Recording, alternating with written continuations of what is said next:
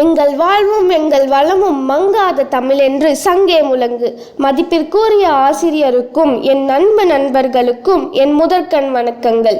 இன்று நான் பேசப்போகும் தலைப்பு உடற்பயிற்சி. உடற்பயிற்சி என்பது நம் வாழ்வில் அத்தியாவசியம்.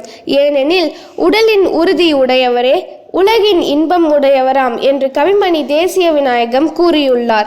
நாம் தினமும் காலையில் சிறிது நேரம் நடைப்பயிற்சி செய்தால் அது நம்மை நோய்களிலிருந்து காக்கும். இதனால் தான் அவர் காலை மாலை உலாவி நிதம் காற்று வாங்கி வருவோரின் காலை தொட்டு கும்பிட்டு காலனோடி போவானே என்று வலியுறுத்தினார். மேலும் உடம்பார் அழியில் உயிரால் அறிவர் என்று திருமூலர் எச்சரித்துள்ளார். உடலை பாதுகாப்பதே உயிரை பாதுகாப்பதாகும்.